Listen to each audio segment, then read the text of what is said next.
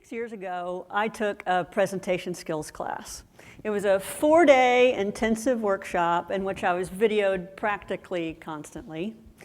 And I learned the ABCs of presentations. It was A for authenticity, B for believability, and C for clarity. Well, when it came time for me to be evaluated on presentations, the workshop participants told me that when it came to clarity, I was great, yay. When it came to B for believability, I was good. And when it came to A for authenticity, I sucked. They were basically telling me that I sucked at being me.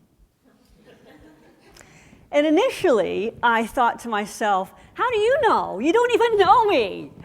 And then I watched the same videos that they watched, and I saw they were right. Well, that's a big deal for me. I'm a CEO coach. One of the things I do is I help CEOs become better leaders. And authenticity is a pretty important leadership trait. If I'm not showing up as authentic, I'm not really showing up as very credible, doing what I do. So as painful as that experience was, it made me realize that I wanted to learn a new way of being. And it gave me my first step in the process, which is getting feedback on blind spots. Now, believe it or not, when I got this feedback that I was showing up as not authentic, I didn't know. I had no idea. I wasn't conscious of it. And then they showed a light on this being I had that wasn't working for me. And my life hasn't been the same since. It was a gift. Now, I want to say a word about accepting feedback. If someone takes the time and trouble to give you feedback, just take it.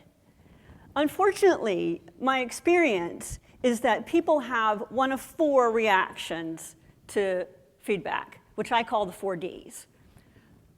Defensiveness, denial, discounting, and drama, okay? So defensiveness looks like, no, you just don't understand, you don't get me. Denial looks like, no, you're wrong, and it's about you. And discounting sounds like, it's just, what's the big deal? And drama, well, we all know what drama looks like. Well, once I had a taste of feedback, I realized I wanted more, because if I had one way of being that wasn't serving me, I probably had more than one. So I took this assessment called the EQ profile. And one of the things the EQ profile does is it looks at it assesses your positive, negative orientation. It's another way of thinking about how optimistic or pessimistic you are. So it's a bit like this image. Some of you will see 2 faces. Some of you will see the candlestick. You're all looking at the same image. It's just how you see it. Well, what I learned when I took this assessment is I see risk where others see opportunity. Well, again, that's a problem for me. I work with entrepreneurs who eat risk for breakfast. And if I'm seeing risk where they're seeing opportunity, I'm not going to be able to help them very much. So this is how it shows up for me. I run CEO Roundtables, and a CEO came to the roundtable one day, and he wanted to use the group to explore possibilities around a new business. He explained the new business. He got all kinds of great feedback from the people in the group. They told him, hey, you just need to get your metrics down, use the metrics to create a case study, use the case study, get VC money, and scale this thing and sell it to Facebook. And all I could think of was, don't quit your day job. And again, I realized that was my pattern. That was me doing that thing I do, which is seeing risk where others saw possibility. And it didn't make me right. It was just my pattern. I was seeing this entrepreneur fall into this great crevasse versus land on a candlestick. And it brought me to the second step in learning a new way of being, which is noticing how we're being in that moment. when we're acting in that unconscious way. I call this engaging my observer self or looking over my own shoulder. Now, there's a very important reason why we tend not to accept feedback and why we tend not to notice how we're being. And it's because of the erroneous belief that we're right, or at least that everyone else is wrong. Catherine Schultz has written a book called Being Wrong, and she's got a great TED Talk on the same topic. And what she's found as she's researched people who are wrong and think they're right is that they make, am I holding right in the fingers? They make three unfortunate assumptions.